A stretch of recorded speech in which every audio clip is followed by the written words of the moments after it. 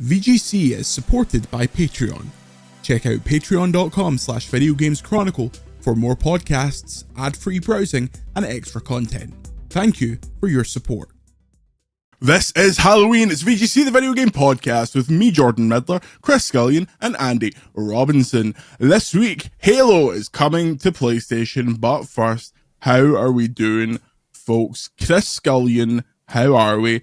Tell the folks at home, listeners and viewers, what you are dressed as. You're dressed up, by the way, just to confirm you've not had a massive breakdown. No, yeah, this is how Scullion wakes up. This is how I learned it's Halloween. Words will gummage. I decided it's partly an in-joke. It's a running joke on the VGC Discord that almost all of my reviews contain the word ultimately. Nice. So therefore I've turned up as the Ultimate Warrior. That's very good. Because I have the ultimate command over the word ultimately. That's actually very thought out. I apropos, that connection. Yeah, very an expensive in-joke, but an in-joke nonetheless. Well, those are the best kind. Andy, tell us about your costume. You are muted, much like the ghost that you are emulating. Well, that's what I'm here as.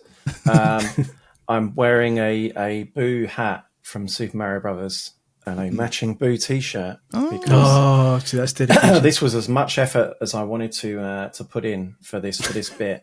Unfortunately, my Boo hat is stuck in a unfortunate looking gesture. So he's supposed to go wee, but one of his arms is stuck.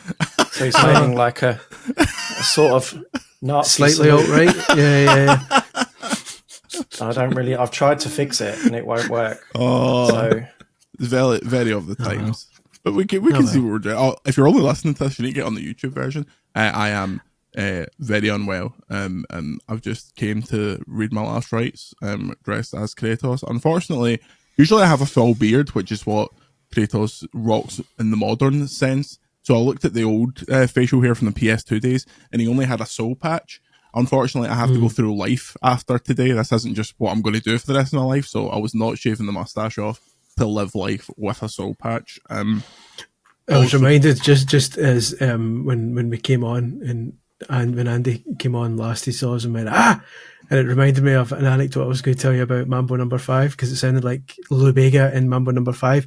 And one of my pals used to work in like a nightclub in Ibiza or one of these, somewhere like that. Scunthorpe. And he was carrying a big tray of drinks while Mambo No. 5 was playing in the background. And as he walked past the speaker, the bit in the song came where the guy goes, and he absolutely shams hell and dropped the tray. Drinks all over the floor. He thought somebody was behind him going, Isn't it weird that, I'm pretty sure this is the case, Americans don't have the culture of if somebody drops a tray of drinks going, way, round of applause and stuff like that. That's like, I said someone told me, I think it was like Guernsey or somewhere like that. What's the one off of Spain, the British territory? Gibraltar. It was something like that, where if you have a British passport, you don't have to, you can just go straight for across the border. And I said what they should do is you get to the border and they just drop a drink, and if you don't go, they don't let you in.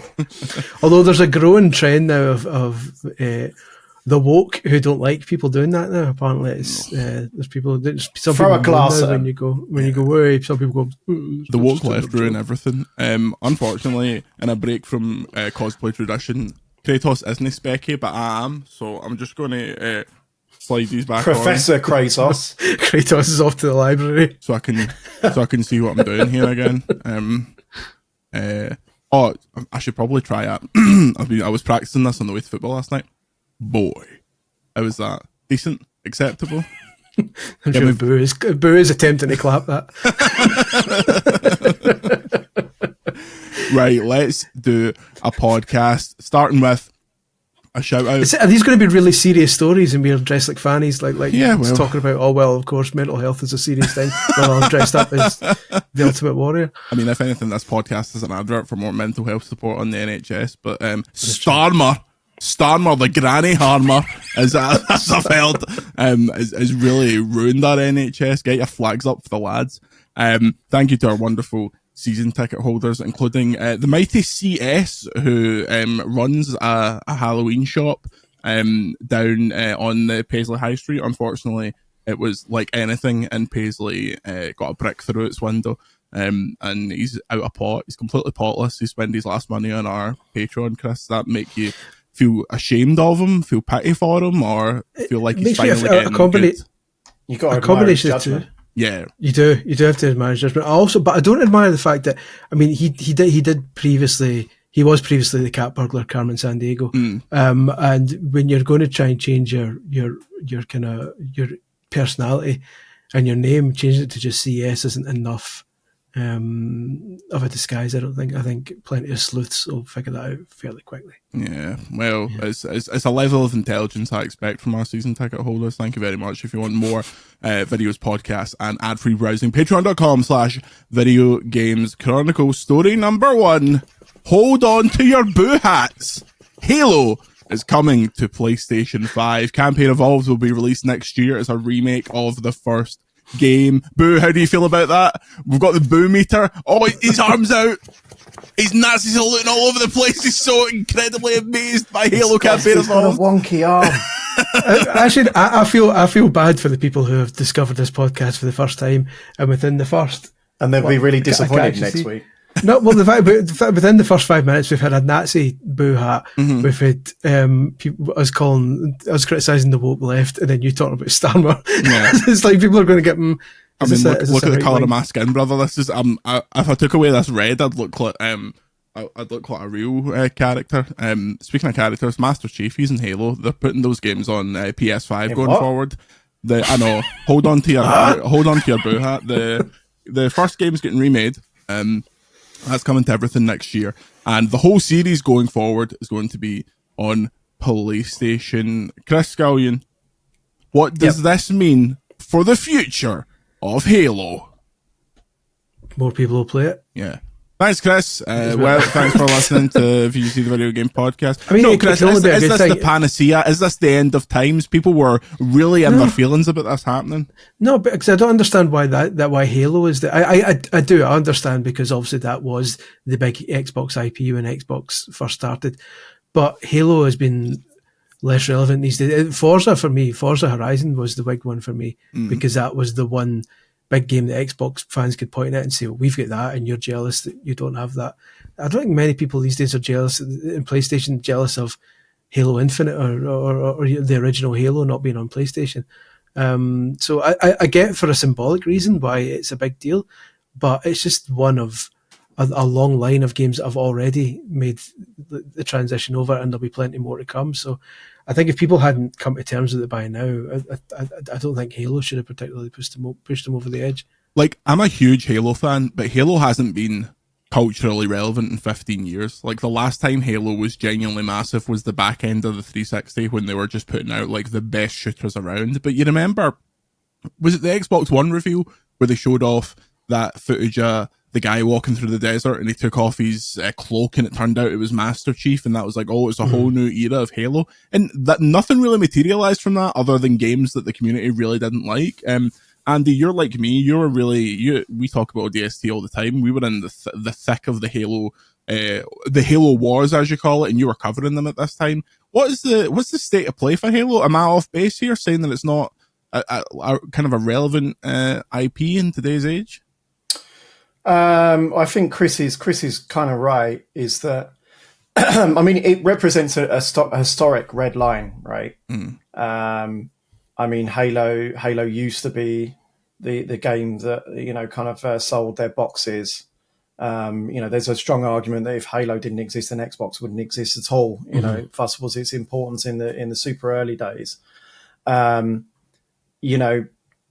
Stuff like, I mean, Gears of War and Forza Horizon, Indiana Jones and Minecraft, I think it was quite clear that where the direction of travel was headed.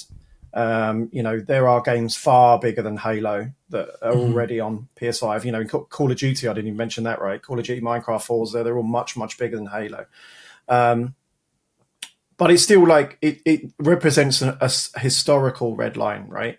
It feels like if Halo can release on PS5, then anything can. So I do kind of understand that. I mean, I did a tweet that, of course, I attracted the hordes for after 10 pints on Saturday night, when it happened, Friday night, whenever it was. and I said emotions are high, and people confuse that for my emotions. As you can see, I'm not a man who has emotions that are high at any point. It was more related to the meltdown on social media from kind of half the fan base have kind of moved on to acceptance on the stage of the spectrum of grief, right? Yeah. Whereas the other half, and I think it's pretty understandable, saw this as a red line. It is. I do think it's a symbolic white flag, right? That, we're not imagining it. This really is. They're not. They're not. Kind of going to invest in your console purchase. It's an optional thing that if you decide to buy a box, fine. There's a whole nother debate about that, about whether that's kosher or not. I mean, I think when you spend 500 quid on a box on one of these consoles, you're buying into a kind of like a quiet promise that they're going to support that investment with kind of exclusive games. And that's the thing that I wrote a piece on the website that goes into it a bit more. So give it a read. It'd be more elegant than this, but I mean, the gist of it for me is we really don't know what Microsoft's output's going to look like in the future now in a post-console world, because it's not as simple as, well, all of Xbox's games are on Xbox as well. I don't care if more people come to the party, because the console ecosystem pays for a lot of these games. I personally worry when I look at some of the games they cancelled in the latest round of layoffs. Everwild, Perfect Dark, that ZeniMax Online new IP. They're the sort of games that probably wouldn't get greenlit from third-party publishers. I mean, Take-Two allegedly reportedly passed on, kind of keeping Perfect Dark going, even with a chunk of its probably 100 million plus spent on its development already, right? Which tells you all you want to know, because there's so many examples of games that within, as first-party exclusives, they can exist, but outside of that, they cannot, because it's not just about sales for Xbox. I mean, if you're putting out, say, South of Midnight, it doesn't really matter how many. It's not the whole equation is not how many copies it sells. If it brings in a different audience into the Xbox ecosystem, and they subscribe to Game Pass and they stay there a bit, or they buy some other games, then it's paid for itself. They brought new people in. It's the same reason Nintendo are willing to work on Metroid Prime 4 for 7 or 8 years, however long it's been, because it's a different audience to them. If that brings in new players who then stay in the ecosystem, it's paid for itself. Absolutely no one in their right mind is making Metroid Prime in a third-party capacity, because you don't have those extra kind of business metrics. You've got no ecosystem to bring them into. It is more about the sales, and it's not going to sell. And that really, for Nintendo in context, is a series that's never been anywhere near as popular as its other games. I mean, the best one is Bayonetta, right? It got cancelled by Sega, the franchise. They were working on a sequel and they cancelled it. It got 3 sequels as a Nintendo exclusive. 3. Yeah. Dead franchise got 3 sequels as an exclusive because it's bringing new people into the ecosystem. So I don't think it is as cut and dry as, more people, more fun.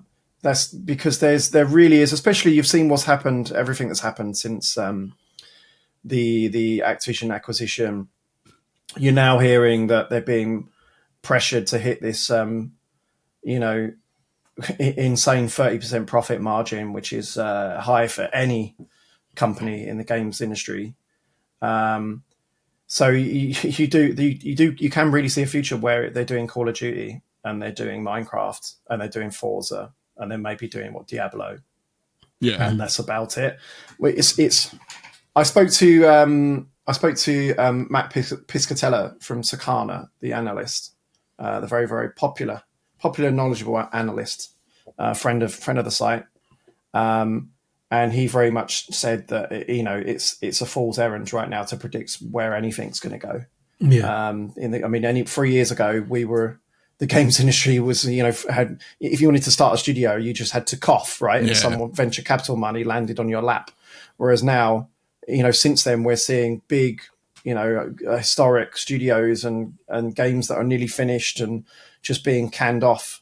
So you really don't know what way it's going to go. But I do think there is reason to be cautious about this as a kind of like a metaphorical, a flare gun for exclusives being done on Xbox. I think just spinning back round to Halo as a property, Chris, I thought it was interesting, and I said this at the time, but like remaking the first game again, since Halo put out a game that the community, the Halo fans really agreed was like brilliant, say a kind of Reach era, they have remade that first game twice and they've put out the Master Chief Collection. Do you think this would have had a bigger impact had they just come out and been like, okay, we're putting 7 on PS5, this is where we're starting, or is this a stopgap that they can do fairly quickly, quicker than making a 7 certainly, and just get it on PS5, get people into the ecosystem? You assume they potentially follow, I know, saw there was some chat of this today, they potentially follow this with 2 and 3, like the classic games. Yeah. It's a weird one. It feels almost like a kind of like an attempt to keep everyone happy, because the easiest thing they could have done was just put Master Chief Collection on PS5. Yep. And say, there you go. But instead, I think by presenting it as, oh no, here comes a new Halo, so Xbox players get something as well. It's an attempt to kind of keep Xbox fans happy as well, because they know that they're getting something new, if you want to call it new. So yeah, it's a weird one. I think you're right. I think if they'd have just said Halo 7 on everything, it would have been more of a shitstorm. But it's a strange one. Like it's. I think it ticks a bunch of boxes for them. You have to keep in mind that not only is it the 25th anniversary, so they have to do something. Not only are they, shifting to PS5, so they need to get something on there. This is also a studio that's gone for a massive restructure following Infinite. Most notably, they're moving away from their own technology. A lot of the blame has gone onto that Slipspace engine. They're moving to Unreal. So the easiest way to train up their staff and get used to that and what have you is to make a remake, right? There probably has some benefits if they want to staff up in different areas.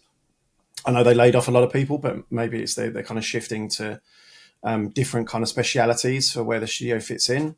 It has that benefit as well that you can kind of more easily signpost we're working on a remake of this big classic game, and people will kind of come in and join.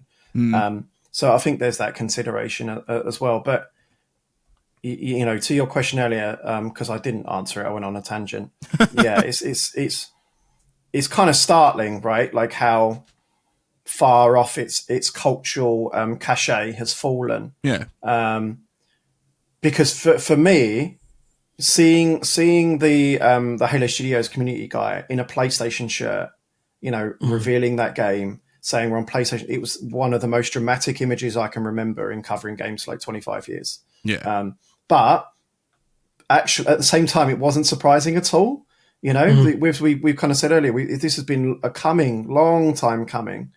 And also the size of reaction was nowhere near as big as it probably deserved to be, or certainly would have been 10 years ago. I mean, you've got to remember as well, we're in a world where PlayStation own the guys who made Halo. Yeah. So we're in topsy-turvy land in that sense. I think the PlayStation shirt was maybe a slight step too far in terms of like trying to keep this under control, because Microsoft don't care. They don't care. I mean, I said it in my piece. But it's really simple, and I've been saying this to a lot of the Xbox Gen, because they're like someone said something on Twitter about like interviews with the exec team, and I said they haven't spoken to people like me for several years now, and they clearly don't. Yeah. You can make your own judgments about who gets access there. They and a part of that, I think, is that there's this culture inside Xbox where they feel, I sense they almost feel like they've been done wrong by from the press and the community and things like that, because they've been criticized for so long. But the thing is, they've been rightly criticized, right? They have absolutely bungled so much that made them great over the last 10 years. There's a lot of fair criticism that's gone their way. And this is just part of that, right? You just look at things like that and just question, why did you have to, be that? It feels obnoxious, doesn't it, to people who've invested in their ecosystem and stuff, and you can sit there and say right and wrong and their messaging and blah blah, and like, oh no, if you take games away from someone, that doesn't make me enjoy it more, but that's being, I think, ignorant to people. Some people do feel that way. There will be fans who feel that way, and they could have had a bit more of a softer touch about it, right? But the bottom line is, as I say in my piece, all they care about, especially now, is cutting costs and boosting profits. That's it. Yeah, if they can spin something that cuts costs and makes them profit in a way that also makes them look great to their community, then brilliant. Yeah. But the priority is the top one. I wanted to ask you both your opinion on something where did the Halo franchise kind of lose its way in terms of its status as this kind of A-list, absolutely everyone in the industry stops for a Halo game coming out? The Xbox One is where it stopped. Yeah, but I wanted to ask specifically if you think it's because they waited too long to transition what kind of game it was, because I feel like that kind of, you get a single player, you get a big multiplayer portion, and then that's kind of what you play. And the 360 era was accepted, and then when we get into the PS4, Xbox One era, things become more of a live service bent, and that seemed to coincide with Halo changing things up. Obviously, there was a change of studio. Like, do you think that if they'd stuck the course with big 10-hour single player and like 15 great maps, would that have kept them in good enough stead, or was it kind of? In a sense, I don't think there's much they could have done. I mean, Halo and Xbox are intertwined, right? They bungled Xbox One so badly that it lost its cultural cachet in terms of the mainstream, right? I mean, I remember the Halo 4 launch party in London, and they had like a helicopter carrying a massive Halo sign over Tower Bridge, and that's like the last 360 one, right? And that's post Bungie. Yeah. I seem to remember, without going and checking my numbers, that it did pretty well, certainly initially. So it's Xbox One time, right? I mean, I know Halo 5's a bit of a divisive entry. I think the multiplayer is pretty well liked, but the campaign, they kind of I think that initially they kind of forgot what made Halo great, which is like they went for visual fidelity when actually it's about the freedom. It's a sandbox. Halo's a sandbox, right? It's a big open space where you've got all these emergent moments. It's the start of a lot of the kinds of modern games, right? Like you could say that something like even Breath of the Wild can trace its roots back to Halo Combat Evolved, right? Where you can kind of make your own solutions to things. Like, like there was talk this week from one of the designers about how in some of the footage they've removed some blocks and you can take the Warthog like to an encounter with the hunters that you weren't supposed to.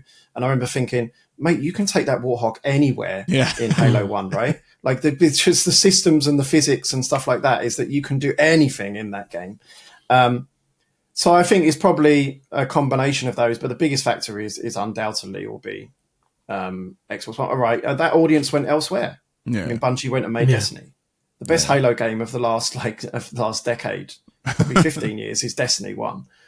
It was kind of, I think if we were ever to do a list of like the iconic franchises of an era, like for me, Halo is the one from that 360 era, just as like I would probably say like the GTA games dominated PS2. It was just so ubiquitous in terms of it was the game on the bus. It was the game on, if you remember the old Times Square Toys R Us that used to be there before they put like a Sephora in it or something. It had this massive glass facade on the front of it, and that was where they would I think they had the Wii launch there and stuff like that, but that was just Master Chief and it just said finish the fight, and it's like stuff like that, like finish the fight is still a reference you can make, and that game came out nearly 20 years ago. In a sense, and I've kind of mentioned this a few times in the past in the podcast, but if you take the emotion out of it and the tribalism out of it and the fanboy stuff out of it, it's actually amazing that Microsoft went like 20 years making consoles and making exclusives, because it goes completely against Microsoft's ethos from the start, because that company launched as a software. The literal name of the company is it makes software for microcomputers. hence Microsoft.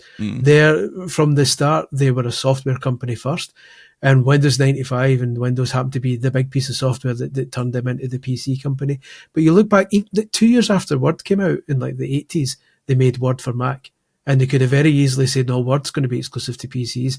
If every office who needs Word, they're going to have to buy a PC for it. But instead, they released it on Mac as well. So, and if you look through the company's history, this shouldn't come as a surprise. But in the framing it within the framework of consoles, where exclusivity is such a big part of it, it almost felt like by going down the console route, Microsoft was fighting against what its principles were in the first place. Yeah, it was probably always a battle for them, right? I mean, famously, they got into the console business in the first place because they saw what PlayStation was turning into, a home entertainment system that could play DVDs and connect to the internet, and they saw it as a threat, and they needed to put Windows into the living room. So they kind of went in probably for the wrong reasons in terms of, like, you know, for gamers, and that's the last time I'll use that word ever. But it's kind of come full circle, right? I imagine it's always been a battle for them, you know, because gaming is a small fry for Microsoft. Like, you know, a tweet's getting pulled up again this week, right? I'm getting retweeted. So a tweet I put out like a couple of years ago that at the time I got abused and belittled to the point where I had to lock my account. I had like journalists who, other kind of creators or journalists who belittled me publicly, DMing me to apologize. You know, it was a few people told me years ago, very, very well-placed people, that they believed there was a chance that Microsoft would sell off Xbox if the Activision deal didn't come through. And I got absolutely belittled. Now it's getting pulled up like, do you know what? I think this might have had some credits. And certainly, you know, I feel like that, more confident in that now, right? It's, they must have been battling for the entire existence of Xbox. Why do we still doing this, Phil? Why are we still doing this? Oh, it's important because of this and then that. I mean, right, we'll give you this. As soon as they completed that Activision deal, right, they came into their radar. You know, when they were spending small fry money and making small fry money in the context of Microsoft, they could kind of be a little bit more autonomous.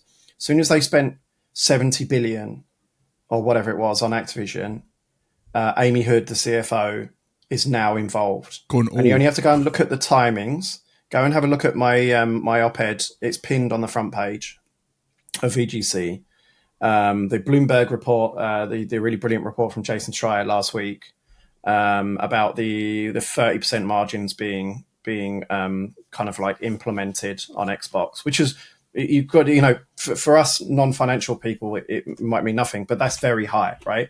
It means they're under big pressure to cut costs and boost profits, right? But according to that reporting, that came in fall, I think he said fall or late 2023, right? Which is exactly when the Activision deal completed. About 3-4 months after that, they announced the Just 4 games for PS5, you know? And then very clearly, all of the rumors and reporting were right, because it was swirling around at that point, wasn't it? Oh, Halo's coming and Indiana Jones is coming, Gears of War's coming. They would have had to have been in development then to be out now anyway. So those things are in very close proximity to each other, right? Yeah. And that's why all this is happening now, because it's like, well, if you want to spend 70 billion, then you need to start making more money for us. And in terms of next gen as well, because there's some people saying, "Oh, why don't they just kind of drop out the console business?" They will make another Xbox console because nobody else will. The reason their current PC situation is they don't make PCs, like they make the software for the PCs, and so they want people in their Windows ecosystem. But it's going to be niche though. It's going to be very niche. Yeah. Isn't it? It's going to be totally niche. They're already talking it up. Like it's going to be $1,000 plus. PC box. Scullion's like that. It's going to be a Steam Deck, right? It's a Steam 100%. Deck. This is, from what I can see, it's an off ramp. It's a convenient off ramp for all their console people. Like, look, you know, we've figured out that we can make more money doing something else, which means that we don't really need to support you guys.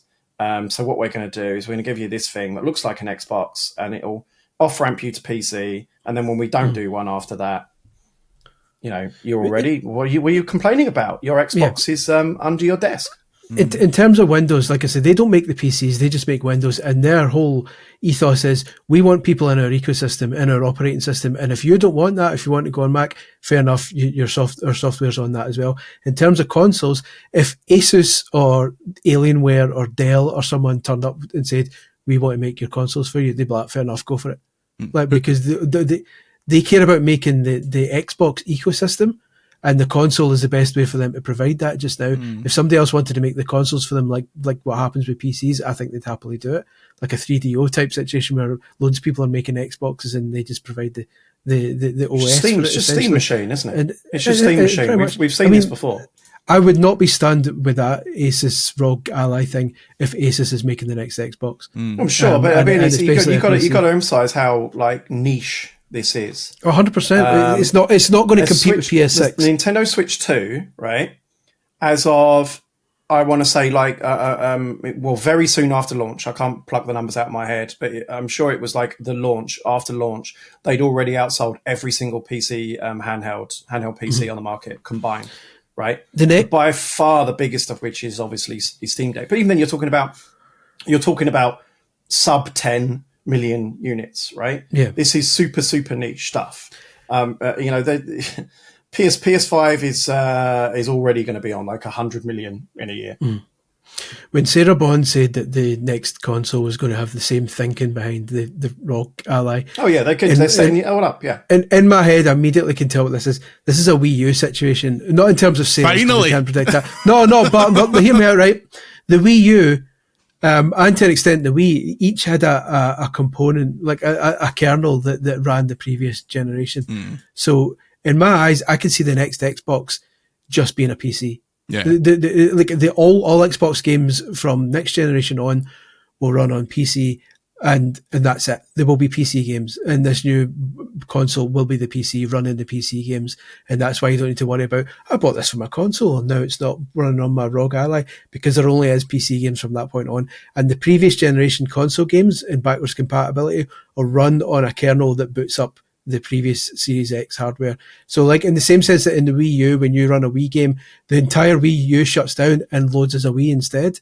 I think you're going to get that situation where the backwards compatibility is covered by I think that's what's being rumored, and the actual console itself is just a PC, plain PC. But I still don't trust any of that, right? I mean, I haven't got a ROG Ally. I mean, in the sense of, give me some context. I haven't got a ROG Ally, so I don't know if you can speak to this. But the people I speak to that have one are like, I have to install like a new driver, and then I have to go to Windows to get this patch, and then my C++ is not 100%. It's very much like the reason I was historically a PC gamer, right? I had consoles and I had a PC. There were two different things, like in the 90s, early 2000s, right? Two very different experiences with their own advantages. As I've got older, I like playing on PlayStation or Xbox because I can sit on my couch and the thing will bloody work. And all the things I dislike about it are the PC-ification of consoles, right? Like update your controller and download this thing. But at the same time, because I agree, that's exactly the experience I have with ROG Ally, is that when it works, it's brilliant, but it is a PC. You do have to do all the configuration and shit to get some games working. If this next console is a PC of just running PC games, it'll have a closed enough garden, like a walled enough garden that Microsoft can tell developers, I mean, if you want to release your game on this, it needs to run flawlessly. It needs to be like a verified Steam Deck situation where if we're going to promote this game on this quote unquote console, it needs to just run. It needs to, and then if you have a PC and you want to run the PC version, then you can piss around with the settings and the sliders and stuff like that. But the version that is playable on this Xbox box should have as few configurations. But it's kind of like that. But that's it's small fry, isn't it? Yeah. We won't promote it. Okay. You're already seeing stuff like, it's been pointed out this month that every Resident Evil game has a PlayStation marketing deal, right? This one is completely different. Like you're seeing on Nintendo Direct and their own things, and a lot of the chatter that I hear is basically because they've dried up. Because you imagine you go to PlayStation now and they go, well, we'll offer you this, and you go, historically they go, oh no, we're going to go and speak to the other guys. Or now they'll say, go on then. Go speak to Microsoft, see what they're going to give you. The lack of competition is what this does, right? And again, that takes a lot of like a assumption, what you're saying, that PC versions bloody work anyway, right? I mean, I reported on this week how starkly Monster Hunter Wilds' sales have dropped off. You know, sold 160k copies in their last window, which is pretty mad for a game that did 10 million in its first month. And part of that is because it runs atrociously on PC, right? If they're not motivated to make their entire audience have a game that runs well, I certainly don't think they're going to be bothered about the 2 million people that own a Xbox's PC box. But surely with this PC box has like locked in technical specs, then the developers. Yeah, but my PC has a locked in. I mean, yeah, you're right. They'll be able to make verified games. Correct. Yeah. But you know, it's still a PC with this. It's only you can lock in the hardware, drivers, and things like that. I mean, the thing about the walled garden on consoles is that they know what software they're running. They know how what version that is, and they can collaborate to those things. At some point, you can mandate the software to be updated to run the game, etc. It's not quite the same thing. I don't think you can ever fully, move away from that experience. If you're not, this is the advantage of being a console, right? It just is. I can't see it as anything else than them kind of off ramping their player base and just going, kind of fully third party. Well, let's off ramp this discussion into a break. When we come back, we'll be chatting about Animal Crossing. We'll be taking some questions, and me and Chris have been playing some games. We'll see you in a minute. And we are back. Music quiz for you, gentlemen. Spotify have released Oasis's top 50 streamed songs on Spotify. Obviously, Oasis reformed this year. I couldn't get tickets. Not bitter about it. Number 1, what do we think it is? Pretty obvious. Yellow Submarine. Andy, number 1. Wonderwall. Chris?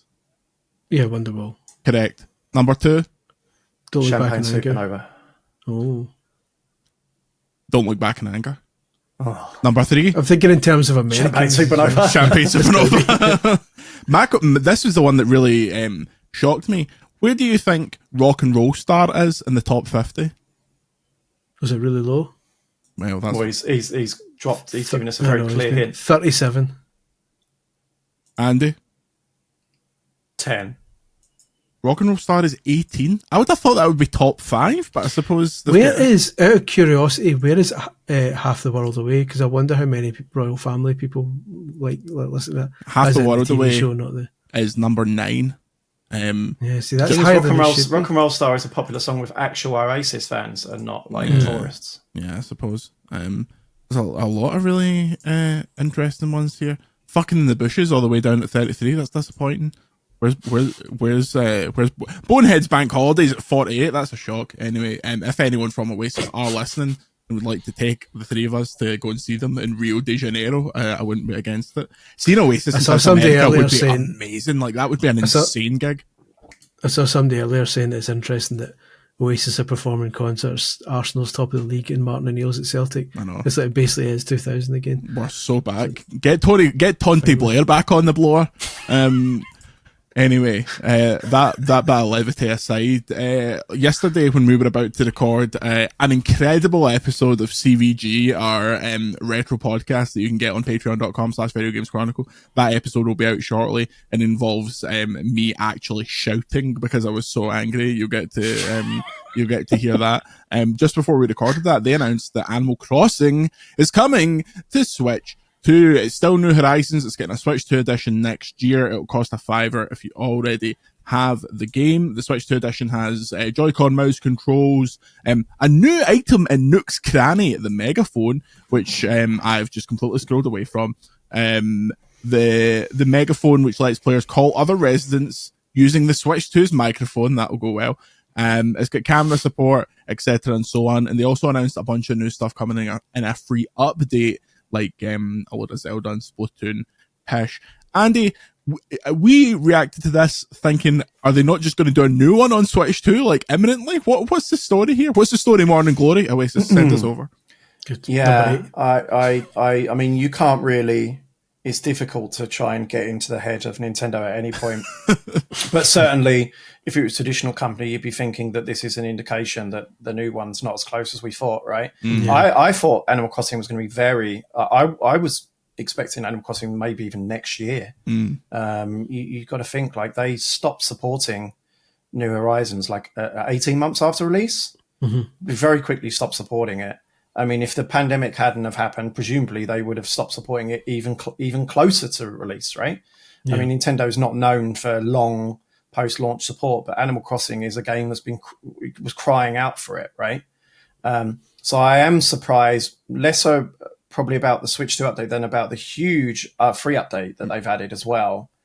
I don't know if maybe that could have been left over from something. I don't know. I've not been down the rabbit hole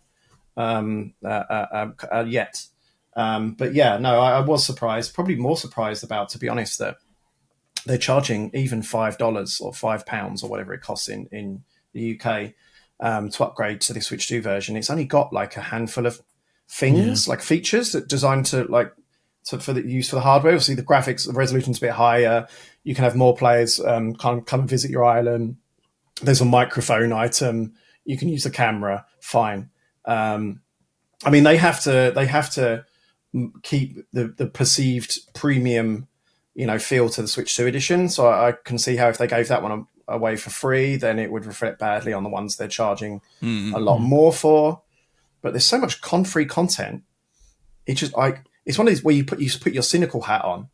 Like, you're like, well, if that free update was all on Switch 2, you'd be going, this is great. Yeah. I'm definitely going to get that. In fact, I'm going to pay more to upgrade. Yeah. So is that you wearing a cynical hat right now? I guess. Yeah, this is my cynical ghost hat. Yeah.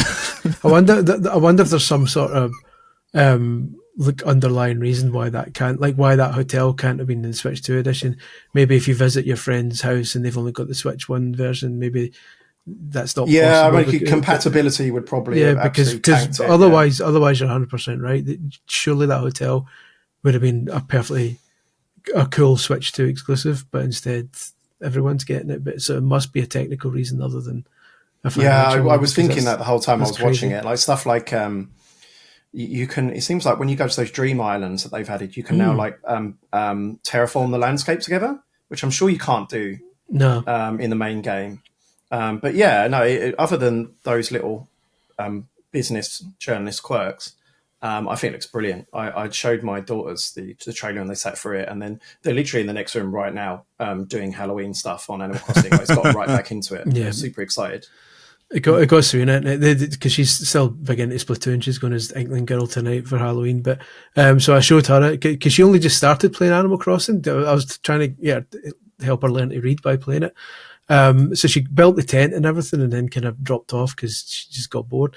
But when I showed her the Splatoon stuff, she's like, "Oh, well, I'm going to have to go and turn my tent into a house so that it's ready for the Splatoon stuff." I'm like, "Better, right? Yeah, okay, I'm interested now. Get on it." I actually have something for you, Chris, that I keep meaning to give you from the. I don't know if they had these at the London store, but at the Nintendo San Francisco store, they gave out commemorative coins when the day they opened, and I have a Splatoon one that I've been meaning to give you. Oh, fantastic! That'd be great. It's sitting somewhere in this midden of a house, but. Listen, at the end of the day, Disney Dreamlight Valley is better. Oh, fuck it, right. See you later. Patreon.com/Disney Dreamlight fucking shite. It genuinely is. Like, and I can go into it in detail at another time if you wish. Please don't. It is. I enjoyed Animal Crossing when it came out and dropped off it as the lack of content came. Disney Dreamlight Valley is a far superior game. I can't wait to see what obviously it won't have the same effect because we're not having another pandemic, although fingers crossed. The effect that Animal Crossing game had on the availability of Switches during the pandemic and how crazy the impact that game had on the games media industry. Like when that comes to Switch 2, there's a lot of people, maybe people currently in my house, that are waiting for for a Switch 2 version of a new Switch 2 game to come out to get the Switch 2. So I can see that being a huge motivator. But Animal Crossing's it's crazy how, as we were talking about on CVG, GameCube era you were importing it in Japanese, and it was a game that only really the heads cared about. And then do we think it was the handheld games that kind of put it in the more public conscious, or like the younger audience conscious? Because I feel like the DS 3DS era games got really popular with young people, and then they get older, they get a Switch, and everything happens. The DS one must have been the first reasonably popular one, because like you say, the game we did eventually get the GameCube one like years later in the UK, but by that point, anyone who really desperately wanted it would have imported it and used their freeloader disc to play it. So yeah, it's. I think the DS one must have been where it started. Maybe even the Wii one. I think the Wii one sold quite well, even though it was quite underwhelming. Which one was New Leaf? Was 3DS? Yeah, that's the one that I hear a lot of people chatting about. Yeah, interesting. Well, that is out next year. Speaking of games, Chris, you've been playing Mortal Kombat. Tell us what is this collection? What is in it? This is from I believe this is from VGC Developer of the Year. Your boys. Digital Eclipse it is. It's Mortal Kombat the Legacy Collection. It basically covers up to like Mortal Kombat 4, so the good era. So from 92 up to about 2000, and it's really good. It's got the usual Digital Eclipse things. It's got like 3-4 hours worth of documentary footage, and they've got loads of the actual video footage they shot of the actors doing the moves and stuff, and you can pause and go, that's cool. And stuff like Liu Kang doing his bicycle kick thing. You've got him sitting on a chair just kicking his legs. Wait, he didn't actually do that? I'm afraid not. He can't transform into a dragon either, disappointingly. But yeah, so that side of it is fantastic. Like it's a usual interactive timeline thing where it goes through it and you see loads of production art and stuff. And when it gets to a game in the timeline, you can then jump into the game and play it and then keep going. So that's amazing. They've covered loads of. It's not just here's Mortal Kombat 1. It's like here's Mortal Kombat 1, the arcade version and the Mega Drive version and the SNES version without the blood and the shite Game Boy and Game Gear versions. So like I appreciate like the level of dedication to like having almost every version. There's no Mega CD one. But the only problem I have with it, and it stops it from being a 5-star game like Tetris Forever was, is that it's Mortal Kombat. And I'm speaking as one of at the time I was the biggest Mortal Kombat fan. Like my auntie sent me the comics from America, all the Malibu comics series. I love Mortal Kombat. I fucking loved it. I had that awful music CD, like that kind of Belgian techno CD that they brought out with like some of the worst music you'll ever. That one song that everyone loved, the Mortal Kombat, that one, and then it's like 11 tracks of shite. I bought that and listened to all. I love Mortal Kombat. Those games haven't aged as well as Street Fighter 2 has. Yeah. The AI is cheap as fuck. I was raging at it the other night. Like Louise was like, "Cool it," because like usually I'm alright with games, but like when Goro's handing your arse to you like the 20th time in a row, I'm like, "You four-armed." Louise like, "Shut up!" Like the kid might be awake upstairs this at night. So the games themselves are still quite frustrating to play, and they do their best to mitigate it with rewind features and. It's got Mortal Kombat mythologies in it, like that awful Sub-Zero platformer that was on the N64 and PlayStation. See, that's actually, I'll stop you there because that's what I wanted to ask. The exciting thing for me with these collections is when I don't care about playing games that I can access a million other ways. I like it when they get the random shite that has been like forgotten or out of print or never released again because it was embarrassing. Yeah. Like, so having those games in there is exciting. That's the cool thing, because they've got Mortal Kombat Mythology Sub-Zero, which at the time was getting like scores of like 12% in magazines and stuff. They've got Mortal Kombat Special Forces on the PlayStation, which is another fucking awful game. So I'm glad that they're in there, and they've mitigated. Like Mythologies was famous for just killing you constantly without any, just traps all the time. They've added 1,000 lives mode where you can like brute force your way through it with 1,000 lives. So they get it. They know that it's like they're bad. So I like that they include them, but at the end of the day, they're bad games still. And you can decorate it with as many kind of documentaries and contextualize it as much as you want, and I love all that. But when it comes to the actual playing of the games, there's 23 games in there, maybe 6 of them are amazing, and the rest are all shite. But that's just the way the series was. So versus a Tetris Forever, where like almost all the games in it are great because it's Tetris.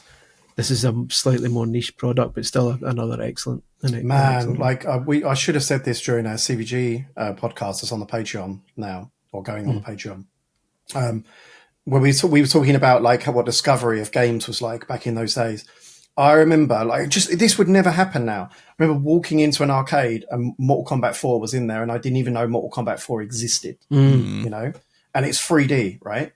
Just how mind blowing that was. That was amazing. I loved it. I remember I went to the time capsule swimming pool in Coat Bridge, and they had a Mortal Kombat 2. the timey had a Mortal Kombat 2 arcade machine all of a sudden. And again, I didn't know it was coming to the UK anytime. So I was like, so playing that, and then I went, it's like when Lou Bega turned up and went, and my aunt sent me over a copy of EGM that had all the moves and all the fatalities, and every week I'd go to the time capsule with my fucking dog-eared copy of EGM and try and prop it up on the player 2 controls. And try and do all the fatalities. Get beaten up. Oh, especially in Coat Bridge. I'm stunned I didn't get knifed. A guy. Hold on 1 second while I enter the fatality. I'm stunned the swimming pool water didn't turn red with my blood. Yeah. But it was good old days. Good old days. But now you can just bring up, it brings up the move list now. You can have the move list sitting next to you. It's a virtual EGM essentially, like next to you as you play. It's brilliant. We have questions I want to get into, but very briefly, I'm playing Football Manager still. I hate West Ham. All of the players are selling the jersey. So do I. Nicholas Füllkrug has no legs, didn't score for about 10 games, so I said to him, look, you're useless. Are we talking about the real West Ham or your West Ham? I mean, it's clear, it's very realistic. That's a big compliment. I was like, look, you're useless, you can't score, you're not playing my system, I want you gone. So I put him on the transfer list. Whole team raging with me. I'm like, fuck the lot of you. So Jared Bowen's on the transfer list. Paqueta's on the transfer list. I am getting rid of all of the crap. I'm building back better. There's going to be a youth set up here at West Ham. I'm getting the young players in. I'm almost certainly long term. Exactly. I'm here for the. I'm going to outlive bloody David Sullivan or David Gold, whatever one's still alive, and Karen Brady as well. I'm going to be here. Do you want the real job? I'm the next Moyes, but we're all right. We're mid-table. We're doing decent. We have a good defense. Talibo is really good, so that's helpful. But yeah, I sent Andy a text as soon as I started the game. Al Hilal put in like a 70 million bid for Jared Bowen. I'm like, well, I was kind of going to build the whole team around Jared Bowen, at least for the first couple of seasons. So I deny that, and Jared Bowen goes, mate, I wanted to earn like 500 grand a week. What you doing? Turns the whole team against me. So fuck a lot of them. There'll be a review shortly. I had some tech issues this week, which have now actually been resolved by the latest patch, which is good. So I'll review that just very soon. Also playing Outer Worlds 2, which is banging. It's nice just going through it and not really having to rush or do any review stuff. I'm just enjoying it. It's a funny old game. Indeed. All three of us are also playing something that's very exciting that we'll talk about in the future. Questions, still game 7. Here's a question that was probably asked before, but just in case it hasn't. With so much time reviewing and writing about games, do you still find time to play games for fun, pleasure, or does it still feel like work? Has the type of games you play for fun changed over the years? Actually, for me, when I'm reviewing something, generally, not always, because sometimes it's pretty tight. Generally, I get to play games in the way that I've always played games, which is just absolutely no life them. Like, even when this wasn't my job, I was getting games the day of and no life them for days at a time. Not like, I've never been one to, I'll have a wee bit here and I'll have a wee bit there, because I just forget what I'm doing. So it's not changed overly for me. Sometimes I'm like sick of the sight of games and I'll just like play FIFA or something like that. But not a huge change, Chris. It's not so much the job that's changed it for me. It's more like the family and book. Like, it take up so much of my extra time now that like the type of games I play. Like, that's why I've got so many games on my backlog, and why when I sit down at night and I'm absolutely exhausted, I'll go, something. I'll just play a couple of games of FIFA, or I'll just do my WWE my faction mode, or I'll just play a wee bit of Dreamlight Valley, and then because I can't be bothered like putting 3 or 4 hours into the start of like a big third-person adventure. So I still like the kind of the longer games with storylines. I just can't find the time for them, and it's like really frustrating. But it's certainly at the point in my career and life now where when it comes to review code, I tend to prefer the shorter games just because fitting them into my life is easier. Like the RPGs, I'm done with. Like. Thankfully, unless there's rare occasions where you get the code like 3 weeks before release, and then you can take your time with it and then go okay. But if it's like the code turns up on a Thursday and the embargo's on a Monday, and it's quite tight. It would need to be a fairly short game, like a Ninja Gaiden or some situation or something like that. Thankfully, my partner likes watching games and is also sick of the sight of me, so more time spent in my office, the better. Andy, you mentioned earlier you like to just crash out on the couch and play games. But the answer's pretty much the same as Chris's. Yeah. I tend to play family-friendly stuff that I can play with the kids.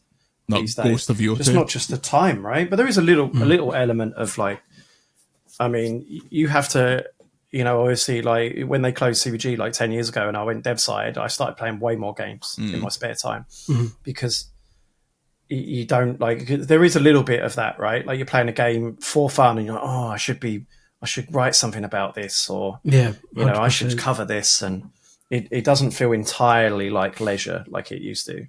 It's why I started, and I'm going to go back to after this kind of glut of games like dies down.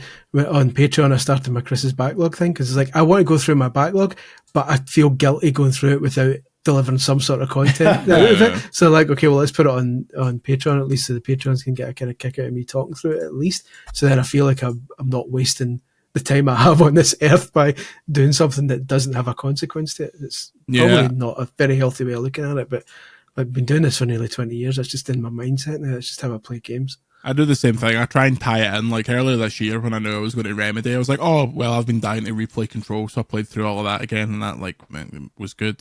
Since we're gearing up for Game of the Year stuff, like I'm going through stuff from this year again, and it's kind of been okay. But yeah, when stuff gets out of a window of when it can be contentable, it's kind of difficult to go back to. We've all agreed that Drag and Drive is Game of the Year, yeah? Oh yeah, Drag and Drive, my favourite game based on a BBC ident. Hugh Overend asks, I cancelled all streaming subs and just existed off YouTube this year and haven't looked back. Do you guys have any favourite gaming related YouTube channels? I know Andy mentioned a series at one point, which I assume is Summoning Salt. Always makes me happy despite the competitive risk of short-term video content, etc. and so on, etc. and so on. Favorite video game related YouTube channels. Nakey Jakey does really good long form stuff. He's also a very nice guy. I like Eddie Burback's stuff. I like John Stone, who does big long Pokemon videos that it's like, I caught every Pokemon in this Pokedex under these certain conditions, which is interesting because he goes and he buys the original hardware and stuff like that. So it's like 300 quid for a copy of Emerald and all this other stuff. I'm trying to think who else. Chris, you got anyone that shoots to mind? The thing is, I don't, again, going back to the previous, so like, I don't have a lot of time to watch long form stuff on YouTube. Usually when I've got stuff on YouTube, it's on in the background while I'm playing games or something. So it'll be like the Jim Cornette like wrestling podcast or something like that. I'll be listening instead. On occasion, like I'll watch like Modern Vintage Gamer because the stuff he talks about is fascinating to me. Like the behind the scenes, the development of how emulation and stuff like that works. The stuff that kind of fascinates me anyway. So I'll watch that quite a bit. But for the most part, I can't really find the time. I'd like to. It's not a case of we should only listen to VGC and nobody else. It's more just like that obviously is a given. But yeah, I just can't find the time to listen to more than beyond mostly what we do. Yeah. Andy, have you got, apart from Thomas Game Docs? It's cool. Gaming Historian, 8-Bit Music Theory, and they do like lots of really cool like retro focused kind of like long form video. Retro Future is a cool channel. He kind of collects rare Game Boys and pulls them apart and kind of tells you where they came from. But he's a fun channel. There's loads of guys that I spend a lot of time on YouTube actually. That's what I'll wind down with, like more often than not in the evening, watching just various YouTube shite. My problem I'm sure is there's also, loads. I just can't remember off the top of my head. My problem is also that because I'm never really up to date with these things, I usually find these videos a few years after they've been posted and like they appear on my feed. And I'm always very wary of, because I don't have time to do due diligence, I don't want to turn up and go, oh, you should all be watching videos from this guy. And then someone go, do you not hear like 2 years ago he stabbed a tramp? Everyone hates him now. And it's like, all right, okay. So like I'm very wary of promoting anyone as well because you know what, like YouTuber and influencer world is like a fair chunk of them end up doing something really bad. So I don't know. Yeah. Pure nepotism to end it. My pals Hamish writing on games, and my pal Jenny Nicholson, she needs no introduction. She's like one of the goats of the scene, so check out their stuff if you've not seen it before. I have an embarrassing story to conclude with. So for the audio listeners, I'm holding in my hand an 8-bit DOE controller here. Now I've never felt older than when last night came back from football, was full of beans, excited to start my shiny hunting journey, because there's many shiny hunting methods in Pokemon Legends ZA that are much better with a turbo controller to repeatedly press A. I found out that this controller is not compatible with the Nintendo Switch 2 for one very silly reason, because the B and the A are swapped. And they do another one where the B and the A are Nintendo style, and that one is compatible with the Switch 2. The problem is the Amazon listing for both controllers is identical, and you only find out what you're getting right at the bottom. So went tonto. I was so disappointed. I was disappointed in myself for not being completely thorough about this, and just admitted defeat and went on Amazon and ordered the correct one. So now I have it's a nice. You can return that though if you chucked the box and everything. I opened the box like a maniac, so that was really my fault there. But, like a certain former journalist that we remember, like that. Oh, that's the nichest of references. Nobody will get that. Bruce loving it. Oh yeah, I opened the box and absolutely leveled the controller, so it's still a good like PC controller that I'll keep about for some reason, but I was really, really annoyed with myself. So yeah, my turbo journey, which will commence soon to get all the shiny Pokemon in Pokemon Legends ZA, but it made me sad. What we're up to this weekend is tonight I'm going to go and see Haim at the Hydro, and then tomorrow night I believe me, the good lady wife, and her sister are carving pumpkins, which will be an absolute mess. Chris, your trick and or treating tonight? Well, kind of like the kids going out trick or treating with their pals, and because she's only 7, like the parents kind of stand behind them and kind of watch them. Woke. The problem is, I'm very concerned this won't wipe off properly.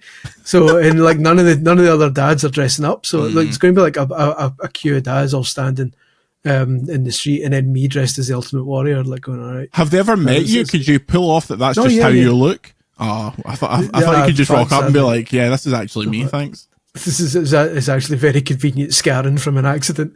So yeah, I'll get that tonight. Then tomorrow, writing my book, and then Sunday the soccer is on. Oh God! Louise is taking Serena to go and see K-pop Demon Hunters at the cinema because we've got like a sing-along thing. So I'm going to watch the football and keep writing while it's on. So. And have you heard Celtic are back 4-0 against Falkirk? Martin O'Neill's at the wheel. We're winning the treble again, so I know you're excited about that. Can we get a boo clap, please, for Martin O'Neill? Thank you very much. Falkirk famously hard to defeat. Is that what other teams describe as the new manager bounce? Is that what it feels like? Very much. It's the old manager bounce for us. Although I'm surprised he actually did bounce as well, because he was famous back 20 years ago for doing a wee jump every time we scored, and he did it. He's 73 and he can still do it without his knees turning into dust, so fair play to him. Yeah, well, that'll be all of us soon. Andy, you got big weekend plans? You going out trick-or-treating? Or are you just putting bricks through windows? I'll be putting bricks through the London Stadium on Sunday. It's not my fault. I'm trying to turn things around here. I'm trying to sort out this squad. I'd feel so much more optimistic if you genuinely were in charge. Who are you playing this week? Newcastle. Oh, well, that's Surely you got to win that one. No, 2-0. Walter Maddow will score and Anthony Gordon will score, and that'll be Did you see? We just like were lucky not to concede 6 or 7 against Brentford. Have you seen how elaborate the BBC's football prediction thing's getting? You know, they always have like Chris Sutton like comparing his predictions against a celebrity, and this week they're doing Chris Sutton's predictions plus Football Manager's prediction, plus Miles Jacobson's prediction, plus Microsoft Copilot AI's prediction. Great. So every game's got like 4 separate predictions. It's like, It's like like Alan Partridge's wheel, the Road to the World Cup wheel, like, the swingometer. Go. Thank you very much for wishing, which is watching and listening. If you'd like more, VGC, patreon.com/Video Games Chronicle, podcast videos, ad-free browsing, an excellent CVG coming shortly. Lots on the site. Check out Andy's opinion piece about Halo and the death of Xbox. Spoilers, might not be dead. And I'll have a Football Manager review in short order. Any more? I need to go and shower and get this corpse paint off me before I try and head out tonight. I hope it is completely stained and I have to go to Heim dressed as Kartos. Nothing would make me happier than if both of your makeup is permanent. Yeah. We'll be back next week with the same thing on. Yeah. Hello. Our makeup will be fine, but Andy's head is glued into that hat. Yeah. I know. The boo thing will be looking. I've just scratched my cheek. Oh, you clown. There we go. Good times. Yeah. Anyway, dirty bastard. Until next time, patreon.com/Video Games Chronicles. Say goodbye, Ultimate Warrior. Goodbye, Ultimate Warrior, and the power of the warrior will live forever. Yeah. God, hell mend them. Goodbye, Boo. And we'll see you next week.